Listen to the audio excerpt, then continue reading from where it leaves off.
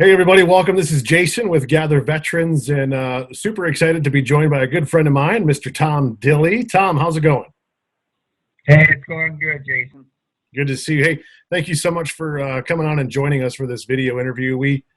Gather Veterans is a really cool resource for veterans all across the state of Michigan, actually in the nation if they want. It's a print magazine along with a digital magazine. It's just a great Yep. opportunity for veterans to connect. And so one of the goals that we have is to interview you guys, you veterans out there who Right. served our country, and just to hear your story. Um, my first question, really quick, Tom, is why is it important for veterans to share their stories, in your opinion? Oh, geez. Well, number one, I think we're living in times right now that people just don't really know how important it is to show a little bit of a patriotic fervor in their life. Why the country is, going through the turmoil is a big deal to me. And I think a lot of it is, letting loose of some of our founding principles that came with the Constitution, and then really defending them. As a veteran yourself, we're going to get to Tom's story in just a second, but as a veteran yourself, what encourages you as a vet? What is it you love to see out in society and in culture in America? It's encouraging. I noticed just in the last few years. There's been just so many wars and so on and so forth, and really war is awful, but it comes into play when we're talking about veterans, and it's encouraging to see how some are beginning to be a little bit more noticed. That's not a big deal to some, but to others, it can make a big difference, and then to really move on. They feel like they're lost. They're some looked down upon even, and they got to get their story out for many reasons. I couldn't be able to go into all of them, but just from my point of view, in a time that I served, we were really shunned upon, and many just are living that to this day, and it's not right. The patriotic, what word is it I want to do? But anyhow, the patriotism has just vanished. And I think that has a lot to do with just in this country. Supporting the vet has never been that really great as far as the government goes, but it needs to be a lot better in the public view. And I think the public has really put a bad light on a lot about veterans. Yeah, that's I guess one of the reasons why my wife has taken on this project of Gather Veterans is to really get that out there, to say we need to honor you guys who have chosen to take that step to serve our country. Which leads me to my next question: is take us back to the moment that you decided, and what was going through your mind when it came to serving our country. Did you have a choice, or were you, was it your choice to serve in? Yeah. Right. Yeah, well, that was a pretty heated time. Everyone knows the early days of Vietnam. And although I came in kind of toward the end of it, I think toward the end of it, it was getting even worse as far as attitudes, with people. But me personally, I come from a military family. So I've always had a good connection with them, and I've always looked up to the military. And my senior year, I decided that I was going to, senior year in high school, I decided I was going to enlist. Now, I know the draft was going good and strong back then, and I really wanted to have a choice, somewhat of a choice as to how I was going to serve in the service. And knowing that also my mother had been a nurse since right by the times of World War II. So she's always had a big medical background, and I kind of wanted to pursue that, so I went in as a medic, or a hospital corpsman, as it portrayed in the Navy. So I had a choice. I enlisted, and I really looked forward to serving in that capacity. And you said that you had a military family. Did your dad serve in the military? I missed that. Yeah, my dad was in World War II. He was in a late wave at Normandy.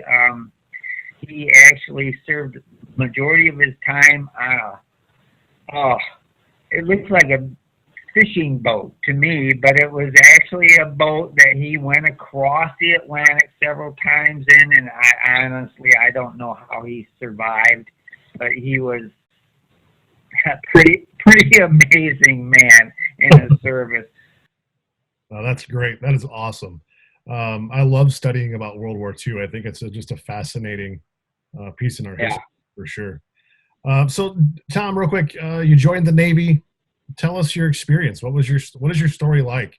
What did you see? What did you do? And just let everybody Wow. go with you. Boy, it has all kinds of curves in it. I enlisted at the time I did my basic training out in San Diego. I took all the hospital corpsman training, then was transferred to the East Coast to really the suburbs of Boston. It was called Chelsea Naval Hospital. I served there until it got decommissioned, and then I was transferred to a ship called the USS John F. Kennedy that was ported out of Newport. There's a short period of time where certain ships on the West Pac had to come home and be serviced, and a very few actually from the East had to transfer over to the West. We just happened to be one of them.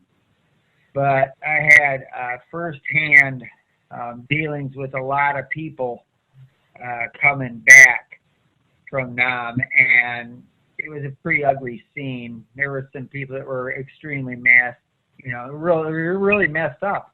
And yet, the war was actually declared over by them, but it wasn't. There were hot pockets everywhere for a couple of years, even afterwards. So there was a lot of turmoil, and like I said before, these guys already were in a bad situation. And to be honest with you, this country made it even worse for them. So I feel honored that just my time, honored to be able to serve, and I don't regret a minute of it. In fact, it was pretty funny early in our stages of my wife and I's marriage. I actually tried to get back in, but I was too old. They wouldn't let me back in. But anyway, they're a special group. They're special people. They deserve the honor and recognition, and I don't know. I just am thankful I chose that path. So, did it alter what you did when you came out? Did you? Well, it was kind of a sad situation, really. I don't know if it was just the timing or whatever. I wanted to pursue in the medical field, but all my service experience that I got helped me nothing, in no way.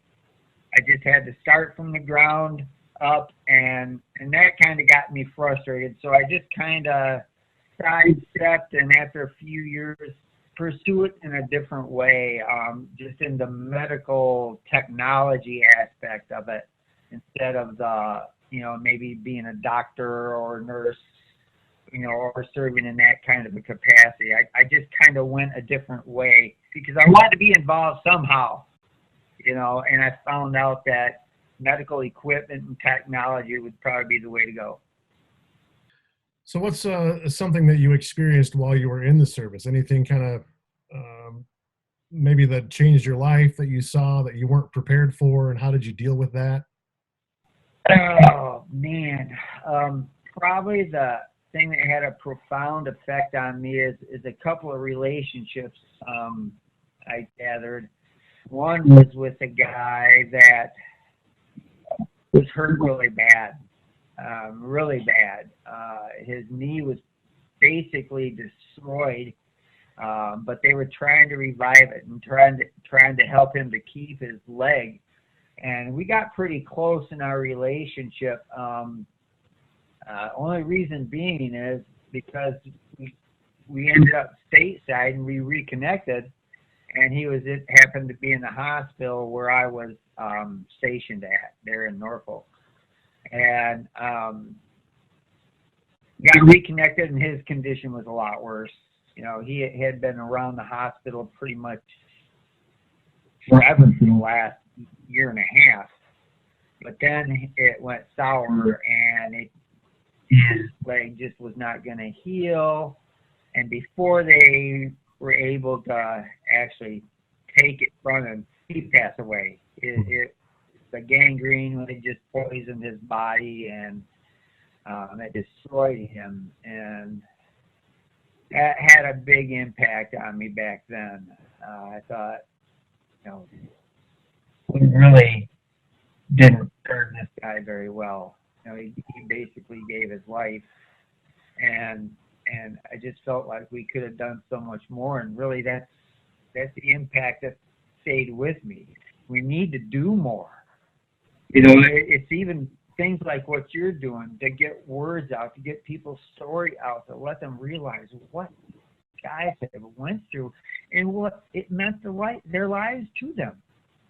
And it's always been my dream to get involved somehow, and I'm still going to try to step up in some way in capacity for the vets.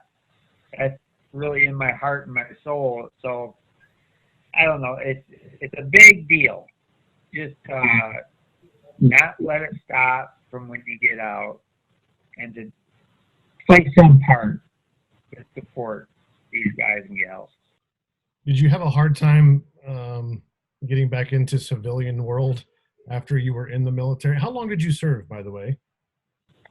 Just shy of 4 years. It would have ended up being over 4, but I had to re-enlist because we were going to go overseas again, and I just didn't want to.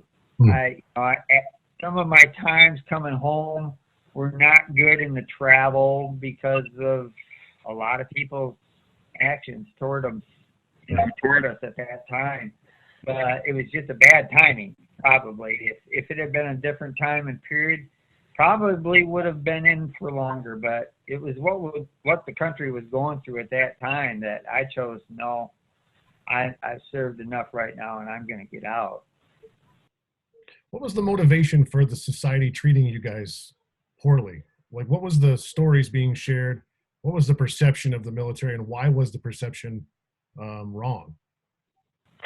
Well, anybody that researches those times, the whole country was messed up with all kinds of stuff.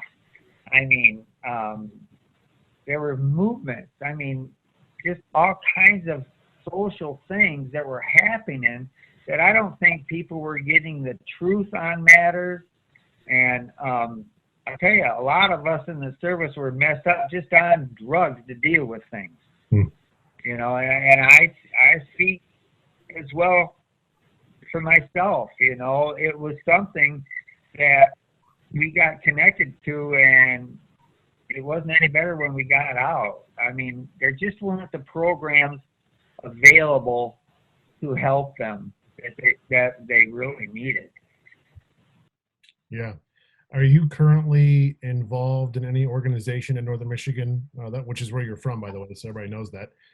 Do you get together with other veterans regularly, or is that something that's important to you right now? No, not really. I connect with some. I do have a page from our ship, that I connect with every now and then. I'm actually trying to reconnect with some of the guys that I served with. I know one is in Puerto Rico. That's where he lives.